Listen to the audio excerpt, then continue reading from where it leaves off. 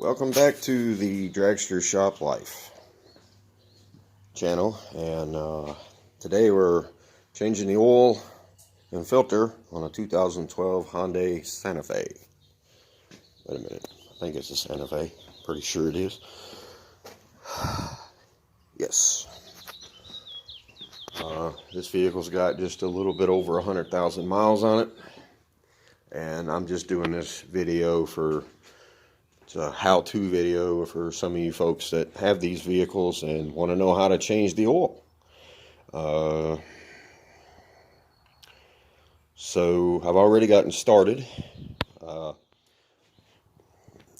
vehicle sat overnight, so I had to start it up to bring it in here. So went ahead and warmed up the oil so it would drain quicker. However, these engines keep a lot of oil in the top of the engine, so don't be in a hurry when you do this. So right here is your oil filter. You'll need a wrench of some type to take that off, and then back here you see where the oil's draining out is where your plug is. Now I'm doing this video with the vehicle on the floor to show you that you don't have to have a lift to change the oil in this thing. You don't even have to jack it up. As you can see, it's draining, and it's been draining for about 15 minutes now. As I said, it takes a while. And then I have to crack this old filter loose and of course drain it down a little bit and take it off. So one thing you can do in the meantime is check your air filter.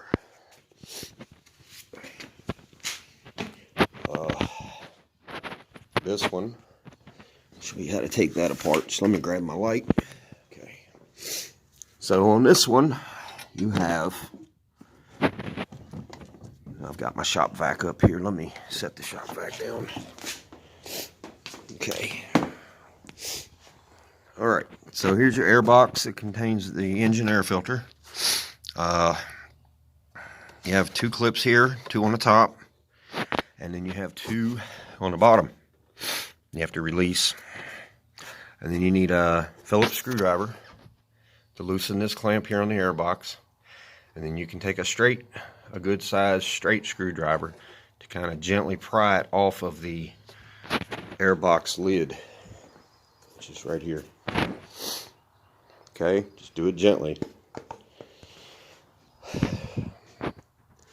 Then you look down in the bottom and make sure the air box was clean. This one was pretty dirty. It had contaminants, just like leaves and dirt and just your normal run-of-the-mill driving it everyday type car. Now, one thing you need to pay attention to is down here in the bottom is a weep hole. I'm trying to hold the camera. You want to make sure that's not clogged. And that is for in the event you get water in the air box. It can drain, and you want it to drain, otherwise it'll get sucked into the air filter. Make the air filter wet, and then the engine is sucking in wet air, possibly water, depending on how clogged it is. Now here is the air filter. You see it's pretty dirty. So the owner did not provide a new one. Of course, probably didn't think about it. Nobody does. So I'm just gonna blow this one out with the air hose and stick it back in there. Now this edge right here is the seal that comes made on the air filter itself. So one thing you have to do is make sure that you clean any debris off the lip of the air box through here. And as you can see, this one's pretty dirty. No, it's not bad, but wipe it down with a rag, because you need that air filter to seal, because if it doesn't, you could toss, if you do put a new air filter in here, you could potentially rip the seal on the new air filter, or just it will not seal at all. And I'll get back in here with the shop vac and clean this out a little more. But you want that to be nice and clean, so the new seal, the new filter can seal. Reason being is because if this thing doesn't seal, then it's not sucking air through the air duct. Okay, which comes in, there's a little hole right in here. So the air comes into the air box under the filter. So if your seal's not right, if your seal's not sealing correctly, then it's sucking air on the sides of the lid. So that air is not filtered and it's going right into the engine right here. All right, so once you get your oil drained, this here is your dipstick, and there is your oil fill.